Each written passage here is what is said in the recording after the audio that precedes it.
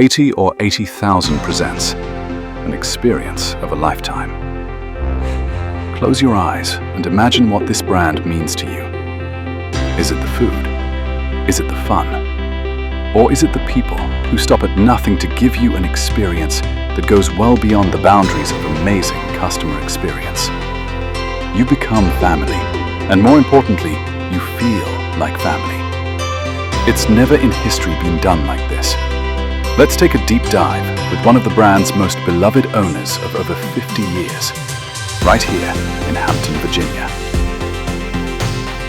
Welcome to 80. Or 80,000. I'm your host, Moses Newsom. And I'm your host, Big Steph, Big Smooth, Stefano Lewis in the building. Are you living for 80 years, or do you want to take your legacy and impact well beyond 80,000 years? Let's find out. Today we're here with the longtime owner of Chick-Fil-A. What? The owner operated at the Coliseum location in Hampton, Virginia. Yes. With nearly over 50 years of leadership, excellence, and experience in Talk the Chick-fil-A about it. brand. Yes. He's a 5-time recipient of the prestigious Chick-fil-A Symbol of Success Award. What? He started Chick-fil-A journey in 1975. How long? And became the owner-operator in 1976. Yes, sir. Successfully operating the Chick-fil-A location that anchors their communities. What? He served as the president of the Tidewater Marketing Council of Chick-fil-A Owners in Yes. shaping regional growth and strategy. I love it. He's a proud family man. Yes. Married since 1978. Woo. The father of 7. Come and on. the grandfather of 15. Come on. He's respected in the community as Yes. a leader, a church servant, I love and a it. mentor throughout the community. Keep and going. Hampton Road. Keep going. He's the co-founder of the Tidewater Pro Build, Woo. expanding his business footprint beyond the industry. Man. Help me give a warm welcome to none other than Mr. Norman Red Witten Jr. Big Red. Let's go. Yes, Welcome to the sir. show. How you doing? Excellent, excellent. Great and getting better. Glad to have you here. How was the ride over here? It was good, a little rainy, and but it was good. It was, this is nice up here. Oh, well, I like we appreciate you. You got We hills know up your here. time is You got precious. hills up here. It's flat where I am. Absolutely. A lot of hills up here. Nice. Well, we got Big Red in the building. Big Yes, Red. sir. It's been a few months that we are trying to get this together, and one thing Moses and I, Tiffany and I, the staff here at 80 or 80,000, we want to just make sure that we understand that the most precious and valuable thing is not your money, it is not your valuables, it's not your cars, but it is your time. Absolutely. And so because you are allowing us to have some of your time, we just want to say right now, thank you. Thank and you. it's my pleasure. And we're going to get into that. So we're going to do a little icebreaker real quick. Yes, and that sir. is part of my icebreaker. So one thing that Chick-fil-A stands on and has been a mark over the years, and I'm a manager where I work at. Moses, he's a manager where he works at. And one thing that the staple that has always been of a Chick-fil-A is the fact that it is not just the food, it is not just the fast service through the drive-through, but it is mainly the customer service. And we do, even at my job, maybe like quarterly, we do like a tape about why Chick-fil-A is who it is and how we should treat people, not just in customer service, but abroad in just the everyday life. Absolutely. So the key phrase, my pleasure. What does that mean to you, Red? And how has that impacted your life in this many, many years of working for Chick-fil-A? Well, you know I like to tell stories. So, I love it. so let's wind the clock back. Okay. 20 years ago. Right. And Mr. Cathy, the founder of Chick-fil-A, was had an event in New York City, and he stayed at the Ritz-Carlton. Okay. And he was just amazed at the level of service and what we call hospitality. Yes. And that all the guests, if you said thank you to them, their response was my pleasure. You know, just instant. And the president and CEO of the Ritz-Carlton organization actually came and spoke at one of our seminars one time about it. And so Truett kind of started that off, and that was kind of the beginning. We had the opportunity to go to a lot of really cool places, like the Greenbrier White Sulphur Springs, that during its heyday was just known for this. And the corporate staff and a lot of the families said, we want to rally around this doing my pleasure, increasing the level of hospitality. And even to this day, we just got back from a seminar that we were supposed to take at least one or two of our leaders with us, and went down for a 4-day or 3-day immersion program called Winning Hearts Every Day. Wow. Heart Radio, there we go. Yeah. And we spent a good time in role playing and just learning about this, because it's a greater part of Chick-fil-A's mission to be known as America's most caring company. Wow. Which that's the goal, and there are actually organizations that measure this. Wow. So I love it. That's how that kind of came together. So it's all about being the number one organization as far as caring. Caring. Wow. Wow. I love it. I love So it. the hospitality rolls out of the heart, rolls out of the fact that you are a caring individual. You care about the guests, you care about the families, you care about each other. Right. The managers care about the employees care about the managers. So it's the back of the house rolls into the front of the house, which rolls out into the dining room. Wow. That's It's funny you say nutshell, how it that, goes. because I've learned for years that there's certain things when it comes to training that you can't train. So when you think about, and I want your take on this, when you think about hospitality, when you think about being genuine, when you think about being empathetic, and when you think about being caring, are those some of the myths that people say that you can't train? Have you guys dismissed that myth and say it can be trained? We typically try to hire for that attribute. Okay. Sometimes we get somebody that's, maybe they're on the line, we're on the line about them, but you can generally train them. Some people just kind of come by it naturally, which is really awesome. Right. Yeah. But many times you can elevate. It's funny because a number of my employees over the years, even after they've left Chick-fil-A, they say my pleasure in their daily lives now. Yeah. Wow. Absolutely. It becomes a part of their culture, a part of their identity. Absolutely. And it sticks with them. Wow. It's funny to listen to them. It's just, like, you're still saying that. They go, yes, I still say it. It's a part of their well-being. Wow. That's Yeah. great. Very, very good. But what was your earliest lesson you learned from family that still shapes your lead today? Whoa. We're talking about your parents, your grandparents, maybe the people in your neighborhood. Yeah. What shaped you? What shaped Well, Red? I grew up as a military dependent. Okay. Air Force brat. Got Okay. a chance to travel around the world. Wow. Which I think influenced my worldview of things. Okay. One time we got stationed at a place that there was no military base, and one of the teachers said, "Hi, this is Norman Witten, and he's been to France and to Germany." And all of a sudden I was like, "Oh no, oh no!" I got stigmatized right away. I was like, "Oh my gosh!" But it was like that kind of broadened it, and you had parents, blue collar parents from Kentucky and West Virginia, where my mother's family is from, and just hard work, integrity. Being a man or a woman of your word, Right, and those kind of things, and those rolled around our household pretty well. And I got a couple of whoopings when I didn't. I did. Oh yeah, That was back when you could get a couple of whoopings, right? I love That'll it. straighten you out real quick. Yes. So when you think about your work ethic and as a child, your earliest memory, who impacted you in terms of that? That's a good. You see your father going off to work. You see your mother working around the house, involved in PTAs and all the different organizations. And I think I had maybe a little bit of a natural. I was the kid who had the lemonade stand, who was the newspaper boy, and one time I actually got into trouble for it. But in junior high school, I worked in the bookstore. If you can remember the bookstore, and I would go into the little gas station, which is, we have 7-Elevens now, and I'll buy all the nickel candy and gum my kid, and I would take it to the bookstore, and I'd sell pencils and paper and candy and double my money every day. Wow. Also- A hustler. You were a hustler. Basically what he said, y'all, he was a hustler. And that went on for about a month, and I think the administration came in and said, this is not what we want to be doing here. Wow. So I saw an opportunity and seized it and ran it for all it was worth. Yeah. So do you feel like that early hood hustle, the go-get-it attitude, do you think that carried on with you into your latter years? Oh, it stays with you for a whole life, and all my kids have it. They have it too, and it's pretty amazing. My sons have built a construction company. Wow. And they've even just recently acquired a cabinet company, So Really? they're hardworking, blue collar. None of them went to college. Well, only my daughter finished college. My other sons, nope. They're very kinesthetic. Yeah. You know, their hands. You know, give me some nails, give me some boards. Work with the hands. And they build some absolutely gorgeous bathrooms and room additions and remodeling. Wow. So proud of them. Beautiful. When I was growing up, my father, my stepfather, but he was really, you know, he was my stepfather, but he really raised me. His work ethic was so tremendous. His discipline was very life-changing for me. You know, he was the one who would give you the whoopings. He was the one who would give you punishment. He was the one who taught me how to open the door for a lady.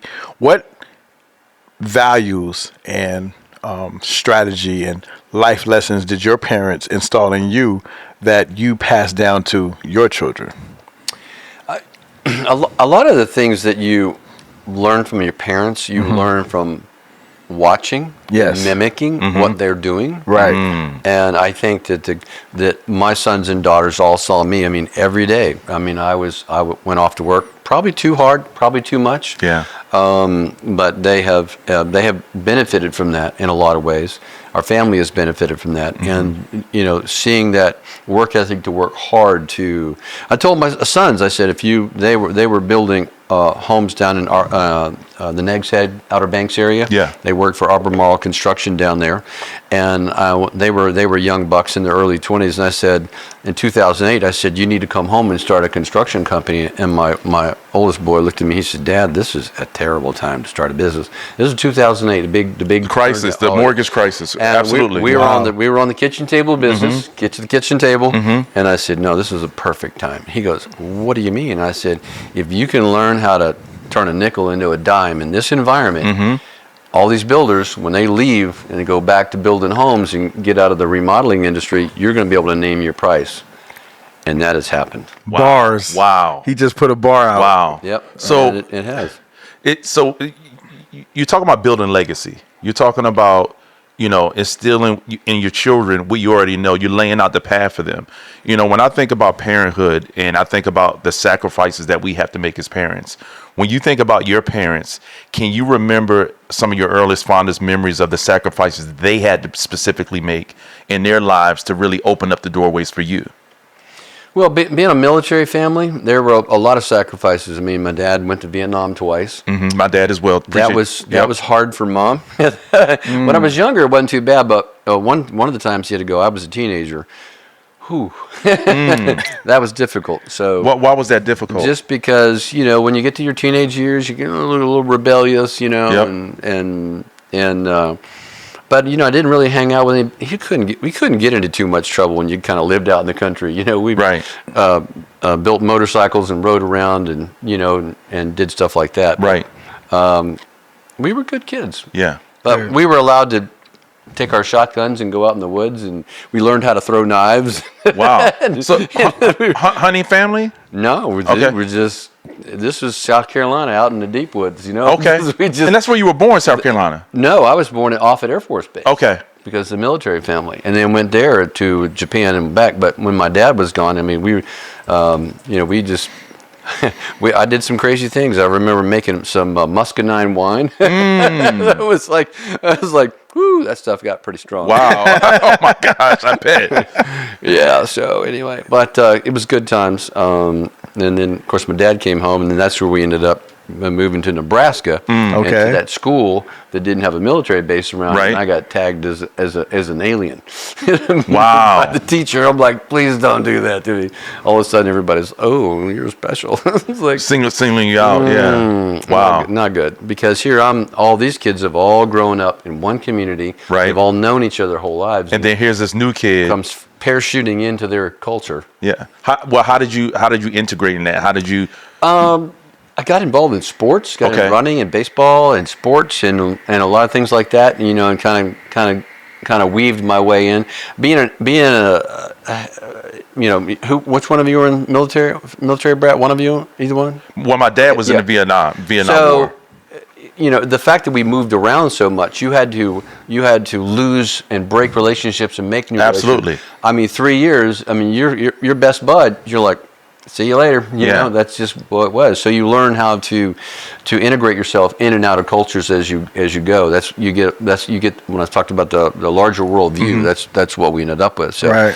it was very natural for me. So I got in with some cool kids and some cool people and did real well. Very good. Very good. Back in the early 70s, you got involved in the restaurant business, if I'm correct in saying that.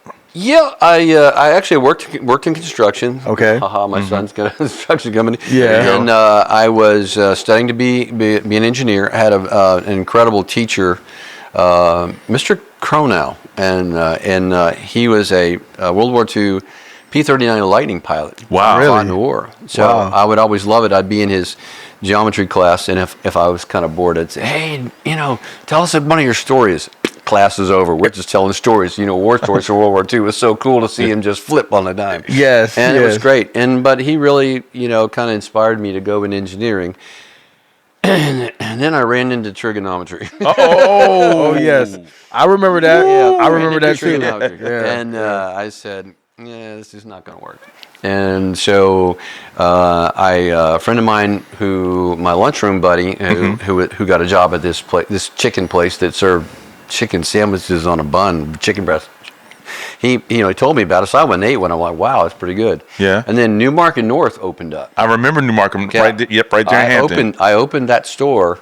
I didn't want to work with him, ruin our relationship. So I went over there and worked over there and got hired immediately and just literally fell in love with it. Wow. And changed my major to business and met Truett Cathy, the founder, and he liked me. I think it was because he had success with another young redheaded guy. Okay. So I kind of flew in on his coattails. Right. And he wanted me to go over and take over Tower Mall. Now, that being said, Tower Mall was the worst store in the chain. It had never made any money. There was 2 operators. One of them was my friend who got me into Chick-Fil-A. Really? And yeah, he failed. He became a psychiatrist. Why was it failing? In business, one of the things that we learn the most is servant leadership. Okay. Servant leadership. Yeah, and I can't speak about that enough. And I don't think he had a servant. He says, okay, I'm the boss. You do what I say. Oh, okay. That kind of thing. Yeah. And that's, people do that. It's funny because a lot of people, want to come in and want to be in business because they think if they can be in business that they can, sit back and relax. And just kind of dictate and order people around. Dictators. Most business people are working 80 hours a week so they can avoid the 40-hour work week. Right. But most people don't realize that. They don't see that. They only see the ones that have worked 30, 40 years, been very successful, Right. and have a nice house and a car and Right. a boat and maybe a vacation house, but they've worked so hard for that. They don't see the hard work that was put into it. Right. So. Wow. Yeah, I always tell people, part of being a leader is being willing to roll your sleeves up. And get down and ask whatever you ask your team to do, you're willing to do and show and tell as well. So I think that's really pivotal that you said that was part of why he failed. Now, how did you transition? How did you take that information and propel your business? Well, I saw that servant leadership in my parents. Chick-fil-A kind of taught that from the very beginning, and some of it I just like the business and like working in the business. And even today, I worked hard to build the business, and now I work just as hard to keep the business. Yeah. And a lot of business owners, you see a business that will come in, will flourish, and just be jamming, and their lines out the door, and 3 or 4 years later, they're closed. Wow. Because the business owner started making some money, started taking his eye off the ball. Can't do that. It's every day, focused every day. I'm eating the food every day. I'm tasting everything, and I let the team know. I tell them if they get a good sandwich, I go back to them and say, "Hey, team, awesome sandwich. That was one of the best ones I've had this week. Great, keep it up." Wow. Keep it up. So you want to, my name badge, I have CE on there, and that's customers ask me, and they say, "What's CE stand for?" I said, "Chicken eater." Wow. And we get a good chuckle, and I said, "No, it actually stands. My job is to be chief encourager." Yeah. And Chief they go, encourager. "Really? That's a cool job. Wow. I'd like to have that job." I said, "Okay, you can start tomorrow." Wow. So you have to do this. And in the workforce that we have today, it is radically different than it was 20 years ago. Absolutely. Our turnover rate 20 years ago, 25% a year. Really? 2 years ago, my turnover rate got to be as high as 120%. I didn't know the people that walked in the store. I almost stopped remembering their names. And so we put some things in place to help change that. Okay. But a lot of it's just you have smaller families, and the children in those smaller families are being supported by the parents. They don't really have to work. One of the things that we did early on, if an employee had we asked him, do you have any payments, like a car payment or something? They go, yeah, I got a car payment. You're hired. Okay. Because they had to work. So you look They for weren't calling out. They had a car payment. That's and they had an good. insurance payment. responsibility. That's good. Yeah. That's good. Wow, That's good. I haven't heard it on that level. I think that's important. You're looking for people that have something to work for. Correct. That's something that they're tied to, where they're just not saying, "Well, my parents are taking care of my bills. I'm just coming to work just because I have nothing else to do." Yeah. You will in an interview, and Sabrina has been interviewing for me for years. And when I'll introduce myself to new team members who are applying and stuff, and I look at them. I said, "You're in good hands, but good luck." Wow. She drills at them real hard and gets to the core. Yeah. Because we have to we probably hire 5 in 100 applications. Really? Yeah, we screen them really hard, and that's part of the reasons why we're not able to have as many people as we did 10, 15 years ago. Wow. And so people are not having children anymore. I mean, our birth rate in America is down to 1.5 per family now, Right. Except in Utah and South Dakota. I'm not sure. I know what's going on in Utah. I'm not too sure about South Dakota. Okay. Yeah. But we have that. But that's an international question. I don't think you want to dive into that. I mean, we can. I mean, I to hear that I've never heard that statistic of birth rate affecting your hiring process. I mean, that's interesting for you to bring that up. If you look at the world on a world scale, you look at Europe. Europe has been an indigenous. Recently indigenous Europeans have they've been collapsing because they're down to 1.3, 1.2. Wow. And this is one of the reasons why they allowed so many immigrants to come in. And you see what's happening in Britain right now. Right. Woo. And in France you have entire areas that are from the Middle East, right, and who do not want to be a part of the community. Wow. So, and you saw our own country do this. And the open borders policy, the politicians know that there is a problem. There's a workforce that we need that we don't have. Yeah. And so that was in one of the ways. That was my opinion is that was one of the ways they were going to help cure that. But that opens up a whole can of worms. Russia is a good one. China is now paying people to have babies. Wow. Yeah, remember if you had a one-child limit. Well, that's what I was going to say. Yeah, At one point in time, they had a limit. You had a limit because they were 1.2 billion people. Now they're paying people to have them because their population is in a decline, and they say by 2050 or 2070, at the current rate, they'll only have 500 million people. Is that because of the baby boomers going out and now? Yeah. I mean, look at the television shows. The Brady Bunch. Yeah.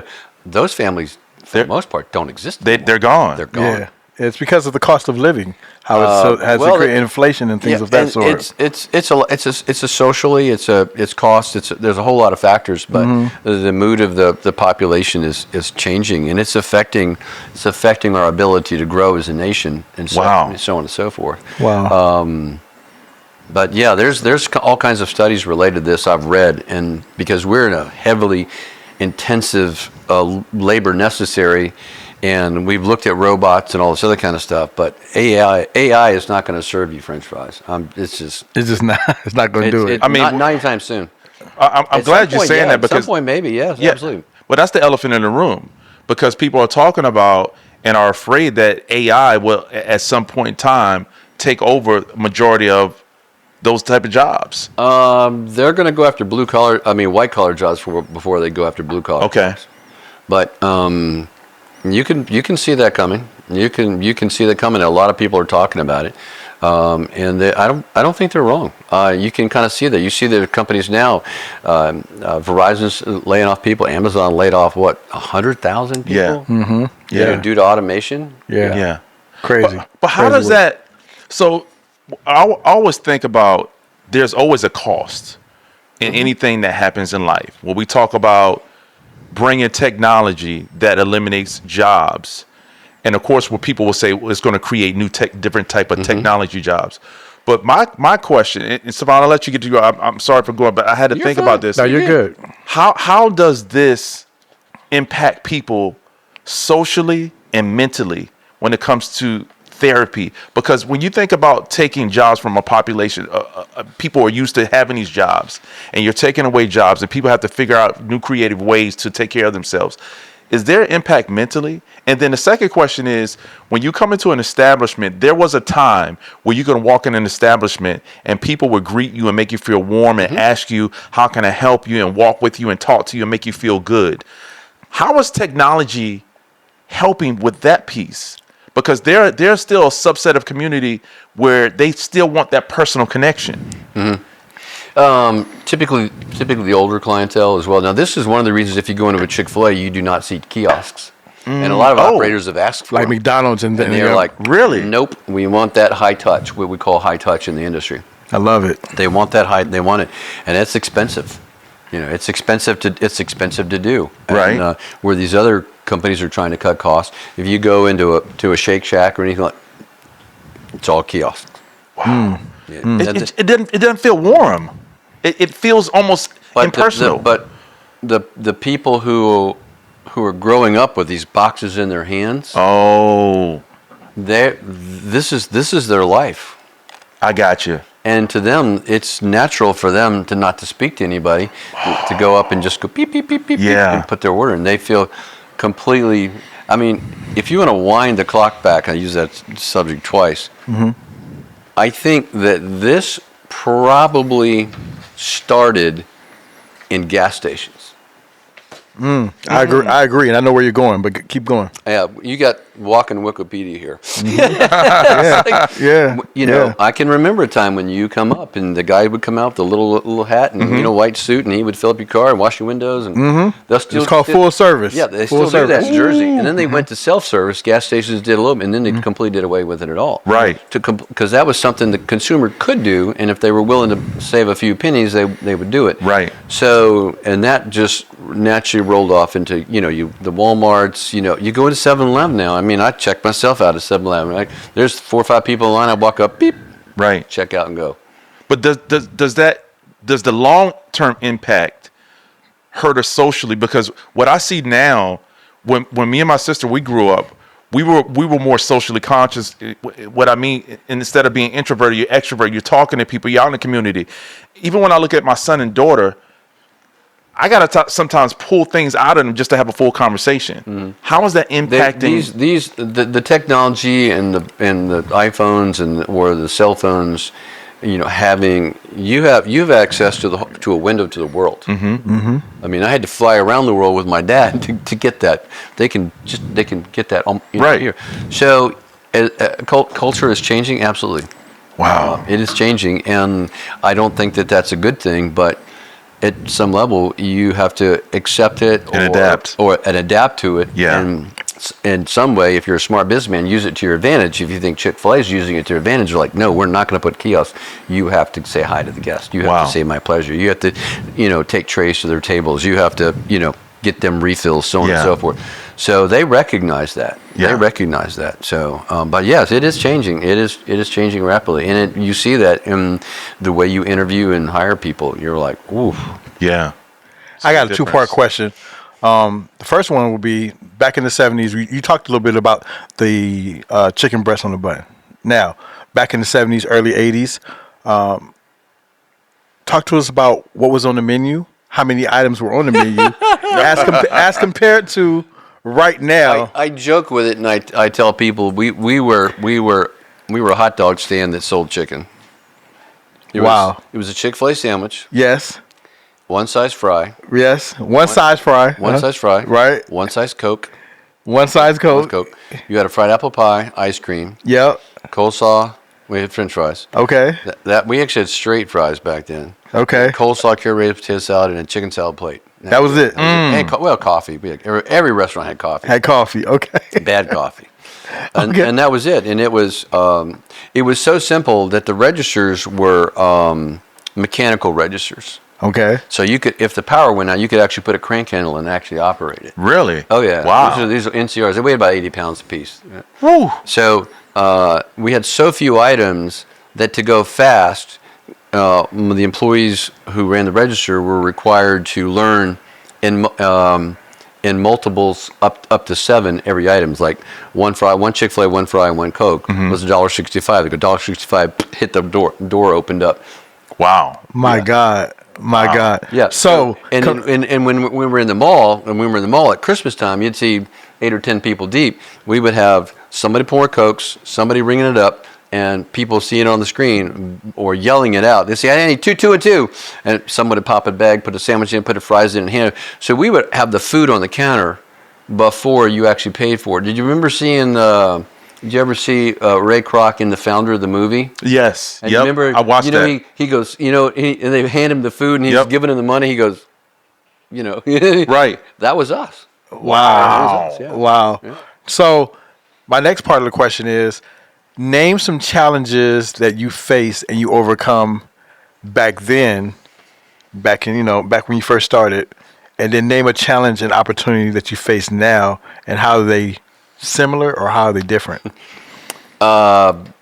Not similar, different in a lot of ways. Back Gotcha. there, the hardest thing to do was teach people how to say Chick-fil-A. Okay, talk about that. They would come up to the menu board and say, "Give me that and Chick-fil-A was around. You guys remember Chick-fil-A? Of course, we remember Chicken Okay. C. Okay, so All right. Chick-fil-A was around back then. Yeah. Okay. Oh, yeah. Okay. They All would right. say, "Yeah, give me that Chick-fil-A sandwich," or Are you or serious? one customer one day came in and said, and he's looking at it and he's like, "Give me that flip away sandwich." What? He said, "You mean the one at the top?" He goes, "Yes, that's what I want one of those." Wow. So that was the hardest thing to do, to get people to pronounce Chick-fil-A, or to even try it or whatever. And one of the big things we did back then was we sampled, just thousands and thousands. Oh man, I remember you remember guys that. the tray The little with the toothpicks. toothpicks. Yeah. Oh my God, y'all went, now See, why you're did you go dating away from yourself. that? You're dating yourself now. Why did y'all go away from that? It doesn't work in a freestander.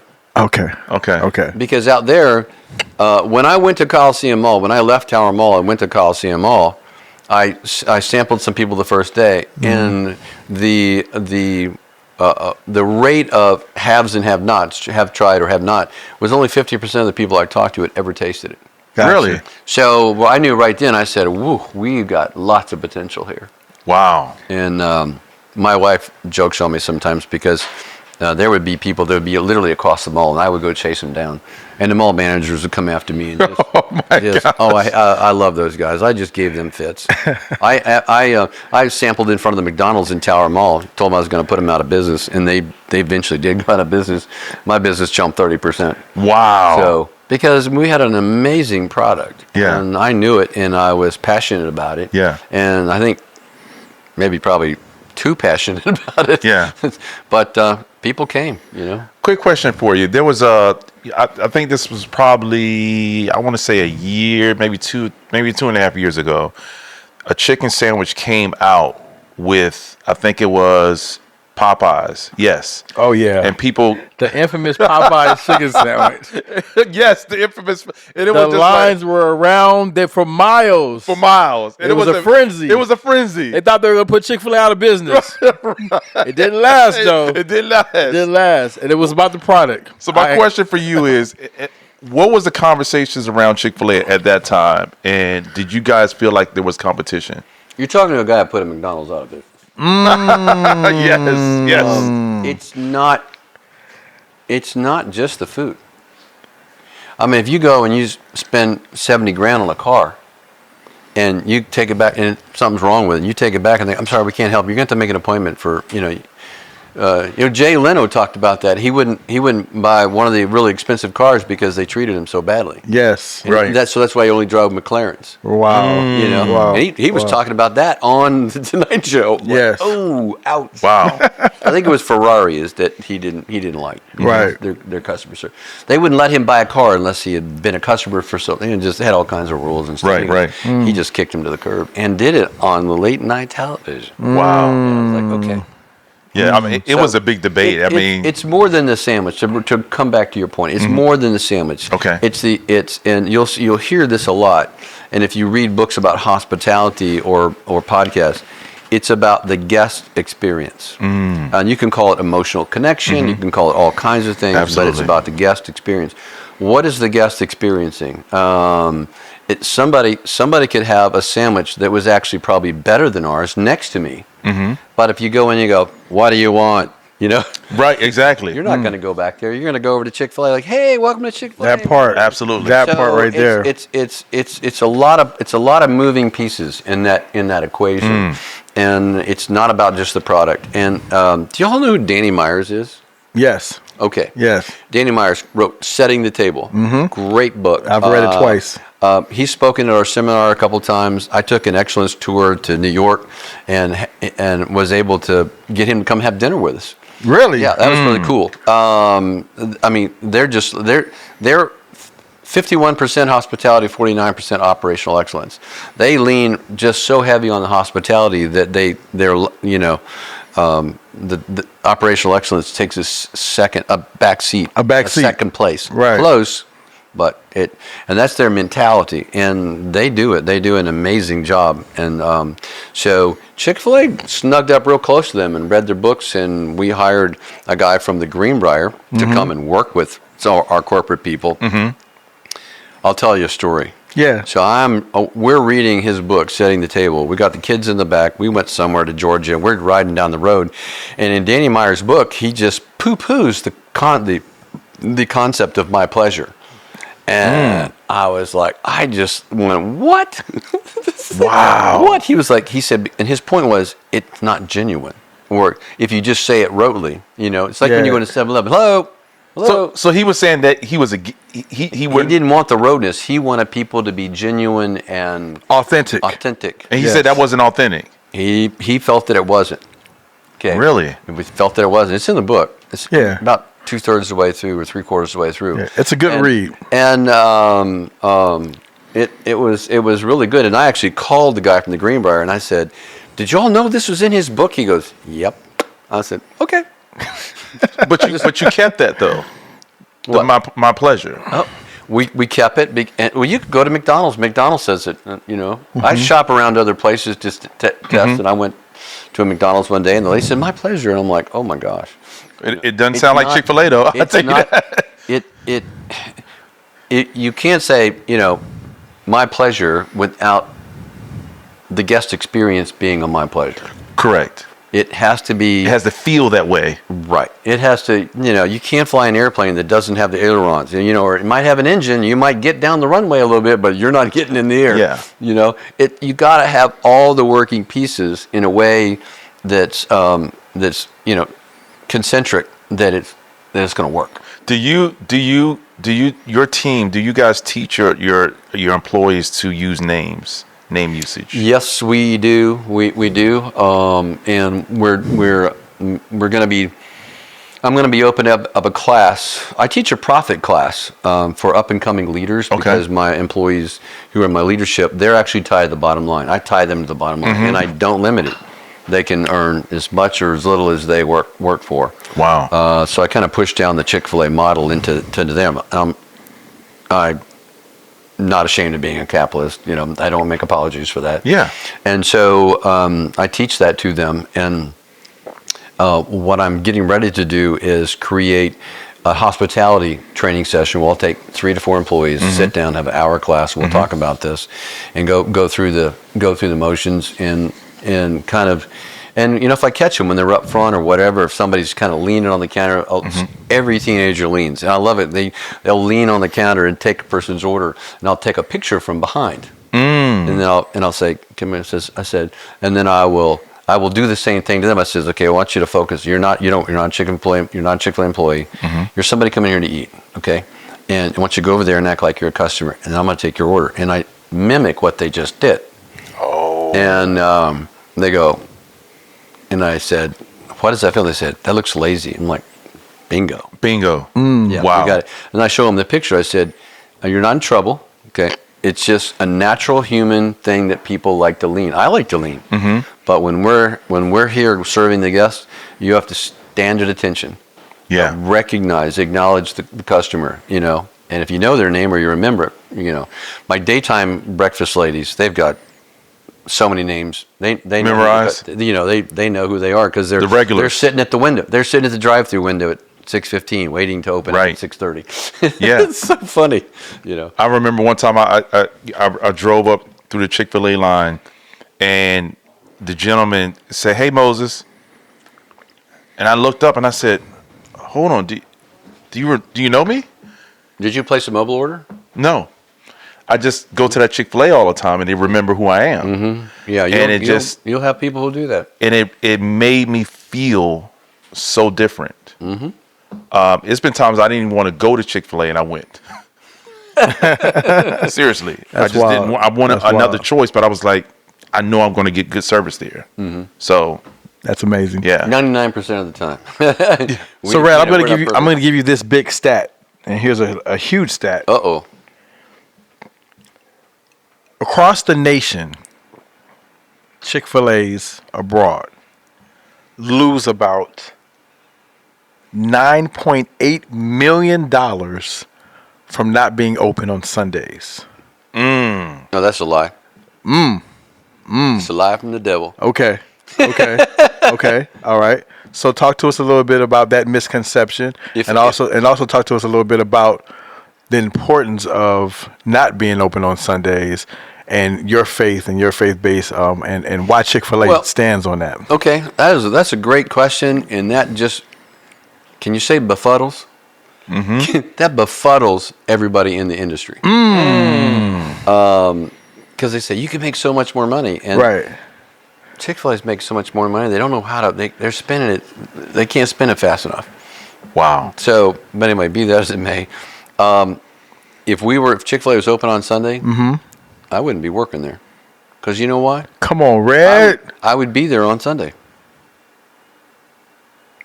Wow. So Chick-fil-A would lose someone like me, or lots of me's. Yes. Right. So Yes. and it's you look at hiring. Everyone talks about competitive advantage. Yes. That's a giant hiring competitive advantage. 'Cause Absolutely. people know they're going to have Sundays off.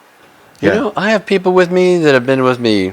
The longest one, Sabrina's 35 years. I've got cashiers that have been with me 10, 15, 20 years. Wow. That one of them 25 years. That's so it's a competitive advantage. It's a lie. I love Wow. it. I love it. Because I mean, you look at all the industries, the airlines, and I look at all the hotels. I in hospitals. Like, how do they do this? Right. Just grind 24 hours a day, and 7 days a week. Don't you love the airlines? Don't you love the airline Oh experience? my gosh.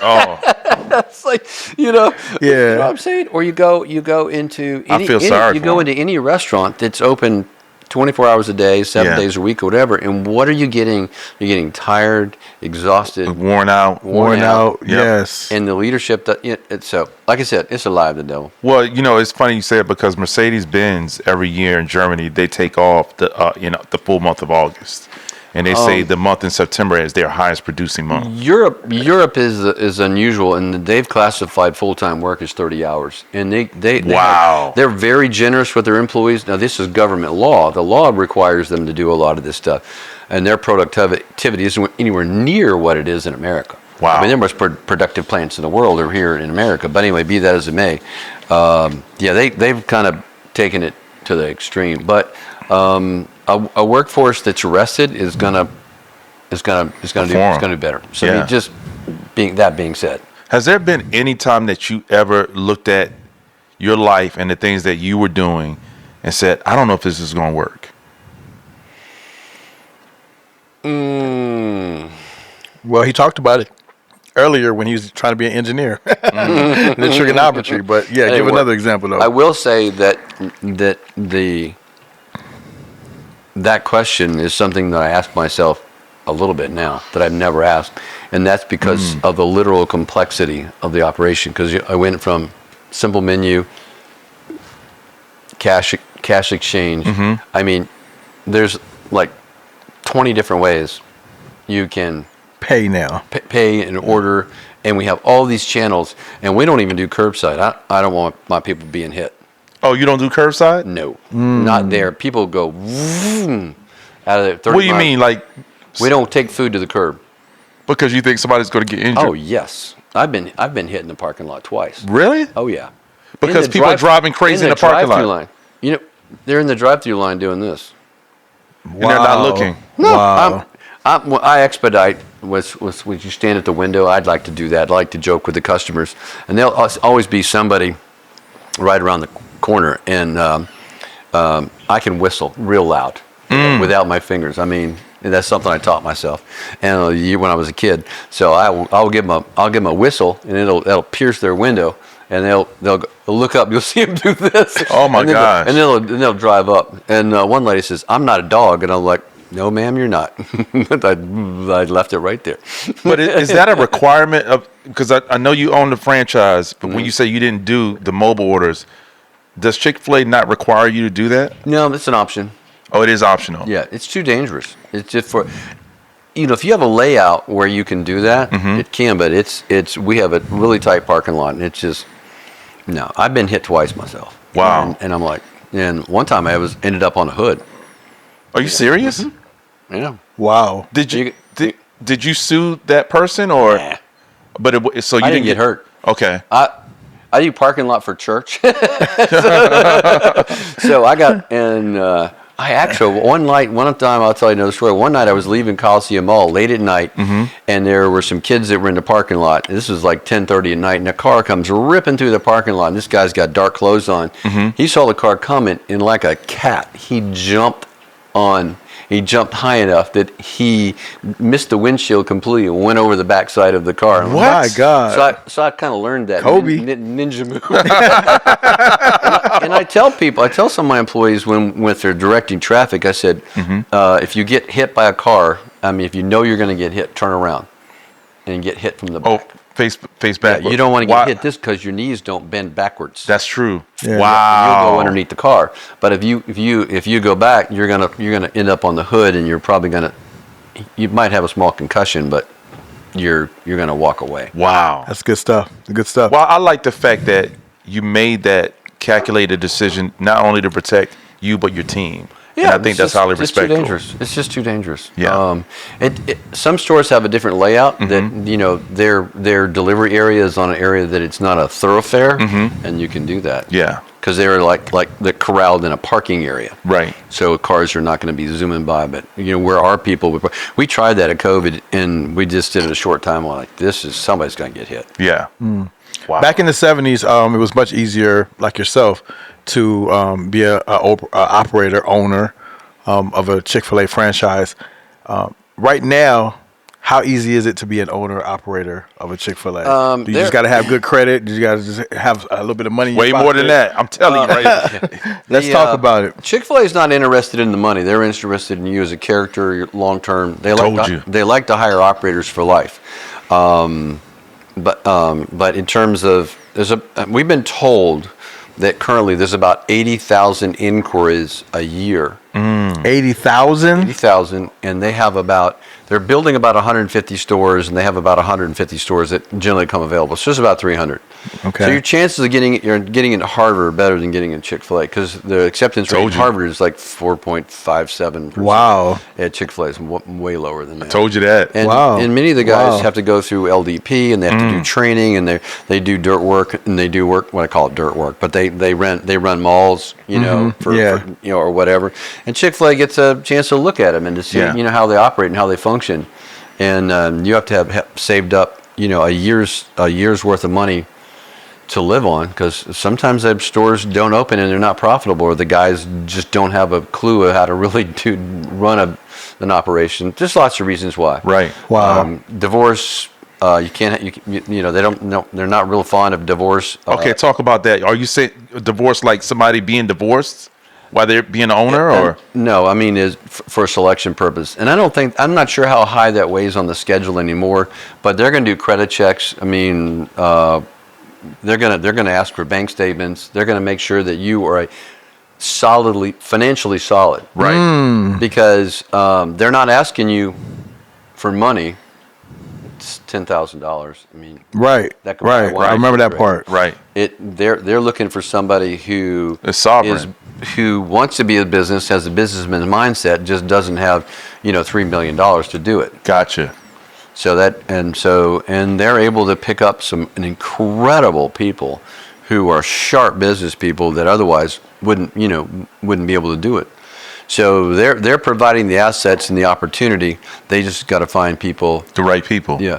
And I mean, if you look at it, the screening process for Chick-fil-A for me is almost as tough as them. Wow. Goodness gracious. Wow. We're trying to get those people that are going to fit well in our culture, in our operation, who are going to work on that guest experience, and without too much influence from us, we want to hire that. Now, is it true that when you're going through the screening process and selecting a future owner, is it true that Chick-fil-A frowns upon you having other business ties? In other words, they want you to focus on Chick-fil-A. See? And that's their pyramid. And you think about it, that that's what they want. Right. They want 100% dedication. So Well, if you have a side business, yeah. what do you do with that side business? A lot of wives have side businesses. Got a lot it. of families Okay. have other businesses. That kind of thing. But like for me, I mean, my wife looks at me, she says, "Why are you going in today?" I said, "Because I got to do an interview. That's why." She goes, "Oh, okay. Well, have fun." I said, "Okay." Wow. But I went to the store first and helped them through lunch, and Yeah. I'm glad I did, because it was a mess in the rain, and you got to flip your whole organization upside down. Yeah. You go from being able to do face to face. It's just hard. Yeah. That's good stuff. Well, we're almost out of time, but before we go, we want to make sure we play a little game. Uh-oh. And the game is called Greatest of All Time. Greatest of all time. And then Moses is going to go with his 80 or 80,000 question, and then I'll give my final thoughts. Oh, I didn't listen. I should have played to the end of the video for the chief, shouldn't I? I only got like 3/4 of the way through before I got here.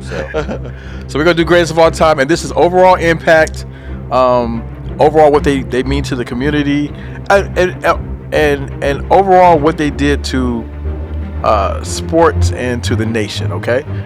Greatest of all time, Joe Montana, Roger Staubach, Jim Plunkett, Dan Marino, Tom Brady. I know all those names. Tom Brady, greatest of all time. You're asking somebody who gave up sports. As I'm at home, I'm generally working on something for Chick-fil-A. Right. So, oh man, there's a lot of good names in there, but I mean, Tom Brady, he's current, and you see what he's done. What he's done. Absolutely. Forgot all the moves that all those other guys did. Right, They were goats. They surely were. Right. I can vividly remember Tom Brady having like negative seconds on the clock and making a touchdown. Right. On a game that decided the World Series. I mean the Super Bowl. Right. So Tom Brady? Tom Brady? I guess. Is there Tom Brady. Is this do I win anything? You have to name one. You don't win anything, but we want to know who. Who will be your greatest of all time? I'm gonna have to say Tom, because I can remember his moves. Okay. Good job. Greatest of all time, and this is overall impact. What they did for everything. The greatest of all time. Would it be going through the drive-thru at Chick-fil-A, walking in, or placing an order online on phone? What would be the greatest of all time? What would you suggest for a regular guest who's running some time, and they got lunch for 15 minutes and they got to get in and out? would be the greatest all the time? What would be the best way to order a Chick-fil-A sandwich at your establishment? I would say Mobley drive-through. Mobley drive-through. Mobley Why? drive-thru. Just like the lady I talked about earlier. Right. Okay. Wanted to go get faster, and she came inside, and she just kind of messed herself up. Yeah, because she got thrown back into the queue and had to start all over again. And I told her, I said, next time, I said, this drive-through, literally it's every 20 to 30 seconds. We're just putting a car through here. So Okay. you'd only been in line 4 minutes. Okay. So y'all hear that now? Okay. If you running late, That's my Chick-fil-A. That's my Chick-fil-A. that's okay. So just spread Chick-fil-A, not nobody else's. No, they all do. They're all good. They all do really good. Okay, greatest of all time, and this is in your hiring process, and this is a teenager. All right, would you rather have a teenager who is book smart but horrible with the guests, or would you rather have a hire an employee who struggles a little bit with grades or schoolwork, however, is a great people person and great with the guests, greatest of all time? Do I have to answer that? Absolutely. Absolutely. I've had some people work for me that were, first in their class. Gotcha. They learn like this, but they know that their bread is not buttered here. Okay. They know they're here to get some movie money, and they're moving on. Gotcha. Okay. Gotcha. And makes sense. yeah, so I would rather work with somebody who's, and we have a number of them who are trying. I remember one guy in particular. He worked for me, and actually one time I had to give him a 2-week timeout. I was so frustrated, and he came out of the store and sat in the store every night during the nights he would have normally worked. With no pay. No pay. And what did he do? He just sat there. Just sat there and just read and whatever, and kind of helped out in the dining room a little bit. And today he's got several patents, works for Dominion Power. Wow. And it works in their corporate office, and has got a doctorate now. Wow. And a wife and 2 kids, and they used to live over in Carrollton area, and they've just moved to Richmond to be closer. And super smart guy. Okay. But he was just he was fun. Interesting guy. It was fun, but there was something about him that was different than other people. Yeah. He was paying attention to things that other people weren't. Wow. He caught more people stealing than you could never shake a stick at. Really? Stealing, I mean, giving a friend a free sandwich, Right. And that's always a constant issue. Wow. And we talk about that. How do you mitigate against that risk? Because that's an expense to the business. You through hiring, looking for integrity, But even as tight as your screen is, something's gonna slip. You're not gonna catch everything. Or you get somebody, a disgruntled employee that says, "Hey, I work harder than everybody else here. I'm owed it," so they do it. But because I have a pay for performance program, all my managers, every sandwich that goes out the door that's not paid for, it comes out of their pocket. Really? All cash shortages, if there are any cash shortages to the tills, I mean, that comes out of their bonus. Wow. So we're like within about $10 or $20 every month. Whew. Wow. If there's $10 missing, they're ripping the store apart looking for it. Because it's coming. They're going to pay for it. Yeah, they're paying for it, but it doesn't come out of their salary. Their bonus. Yep. Wow. There you go. And it can add up. Yeah. Definitely. I'll tell you a story. There was an operator one time who told me this story. He was going to, like, a Food Lion. He was going into a grocery store, and there was a guy there, and he was hawking chicken, frozen chicken. And the operator said, and the guy says, "Hey, this is Chick-fil-A chicken. It really is." And the operator said, "You got Chick-fil-A chicken?" He goes, "Yeah, man." He goes, "Let me see." Opens the trunk, and he's got like cases of frozen chicken. It was from his store. What? Yeah. Oh, yeah. That was a rude one. Oh, wow. Yeah, about 600. Well, at that time, probably $600. Today, it'd be like $1,800 worth of chicken. Ooh. Yeah, and we have Went up 300%? Yeah, in all the years and all the years that I've done it, because it used to be $76 and now it's like $200 or something. I don't know. Wow.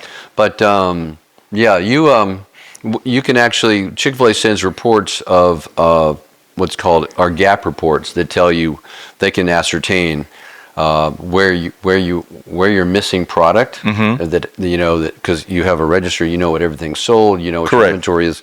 It's a gap, and you can go down and see operators. I've had operators call me and say, "Hey, you run great profit numbers, blah blah blah." He says my gap is at 3, and I said, he said I need help. I said, "Okay, you got somebody stealing," and they go, "Oh no. Really? Not no." I'm like, okay. Oh, wow. I said, when you find him, you call me back, and I'll get a call back a month or two later. They're stealing. Yeah. One of the famous ones was the two employees worked together. They were two brothers, and so they would cover for each other. Wow. So when you have a conspiracy, it's really hard to find it. If you have one person doing, you allow family members to be in the same establishment? Sure, absolutely. Sure. Wow. We have married people in there. We have Yeah. we like to hire within families. Okay. It's good stuff. I know a lot of big companies don't allow that. We're kind of different, but so yeah. So I answered your question there a little bit. So. All right. Last but not least, greatest of all time, overall impact, what they did for the culture, what they did for America, what they did for music, period. Greatest of all time. And you only can pick one. You only can pick one. Don't do it to us to find out. Okay? Let me ask AI. Right. AI while you're doing that. Greatest of all time. James Brown, Elvis Presley, Michael Jackson. Greatest of all time. Woo! You do that. That's a tough one. James Brown was kind of the beginning. Woo! And then Elvis kind of came behind him. Yep. But Michael Jackson was the king of pop. I mean, how do you? That's a tough one. They're similar, but yet they're different enough that they're not in the same categories. Because one were innovators. Yes. And man, who you go with, Red? You only can choose one. I think Michael Jackson sold more records than anybody. Yes, he did. Yes, he did. And if he'd be alive today, he'd still be selling records. Yes. Well, he's actually still selling records. Even being gone, Mike, he's still selling records. I still remember. I remember the first time I heard Thriller. I was at Greenbrier Mall. Buying a microwave oven. Wow. Saw it on one of the color TVs. One of the color TVs. And I was like, wow, man, that was like the Star Wars of, video pop. Absolutely. It was incredible. I love it. It's incredible. Well, Moses, go with your 80 or 88,000 questions, and I'll give my final thoughts. Absolutely. Well, thank you again for joining 88,000. Yes. It's been a pleasure. Absolutely. I've learned so much from you today. And I think you mentioned a lot of things what I'm about to ask you now. But what's most important to you, Red? Your day-to-day, just living for 80 years, looking what's right in front of you, or your legacy, your children, what people say about you when you leave the room, how Chick-fil-A is impacted by you and your presence and your values. What's more important to you, 80 years or 80,000 years? Well, I think Chick-fil-A would be glad that I was gone. I've been a pusher, but it's, for me personally, I think it's family and legacy are going to be there, because we're in a church. When you're doing a build, you ever been part of a fundraising? We're raising money not for us but the next generation. Right. Wow. So you have to think generationally at this. Chick-fil-A spends a lot of time with their family members, because this is a privately held company, and all the family members are coming in at different levels. They have to meet certain criteria to do that, but like run a store for 2 years. Wow. But I didn't know that. Yeah, they and so I think that leaving a legacy, leaving inheritance is a biblical, and so I think that's I'll go with that. 80,000. Sounds good. Sounds really good. Sounds good. Well, let me give my final thoughts. I've known Red, or known of Red, for many, many years now. Always seen him right there at the Chick-fil-A. And it's surprising to me, because when you think about an owner or a priority owner or something like that, you would think they're never there in the store. Right. And for whatever reason, whenever I pull up, he's right there. He mentioned a while back in the interview about the importance of not establishing a non-servitude approach, meaning that when you operate a business or a business owner, they feel like sometimes that they can take a step back and just not do anything and let the business run its course. Right. And that's just not true. And one thing I've learned when it comes to business, more importantly, watching Red, is the fact that you can go on a rainy day, he's out there in the drive-thru. I was soaking wet. I mean, you can see him right there in the drive-thru area. You can see him at the front counter. You can see him sometime at the back of the house. We went through a really, really, really tough time when it came to business during COVID. And you couldn't go inside. I think only your drive-thru was open. And I remember a day where Red just went out there and he was out there with his employees just as if he was one of them. We need more people in our country, in our community, and in our world, Moses. Absolutely. Like the man that is sitting in the middle of us. We need more people who care, not only about their pocket, but they care about the pockets of others. So y'all make some noise for this mighty, mighty man of God, Norman Witten Red, who is one of our star highlights here on 88,000. Absolutely. And he will be from this point on. Y'all make some noise. Yeah. Woo! We appreciate you, brother. Appreciate you. Thank you for coming. It was a pleasure. And we want to do further business with you, and we want to make sure that if you need anything from us, you just let us know. And to our audience, just remember that if God be for you, you can do anything. No one can be against you. Absolutely. All right. Good night. That is so true. That's so true. All right, boss. Awesome. wrap. Well, that was good. That was fun. I was like, I'm going to get grilled here. I'm going to get pinned to a board, and they're going to spin this wheel. No, man. No. We have fun What here. I always wanted, I could never have it. Gone before I grabbed it, over before it started. No, I could never have it. What I always dreamed of, I could always see us, shadows in the distance, watching from the fences, but I could never have it.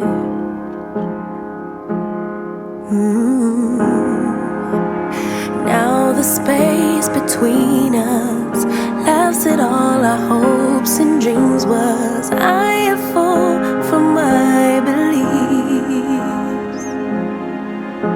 My time stands still while you're dancing in the darkness. You think we should go our separate ways, but I think you're worth the wait. Worth the wait. Worth the wait. Worth the wait. Worth the wait. I think you're worth the wait. What I never wanted always seems to happen. It's not the way we planned it. Nothing like a picture, but we can still repaint it. I could find someone new, easier to run to, but they could never be you. I will always be here, no matter what we go through. Time stands still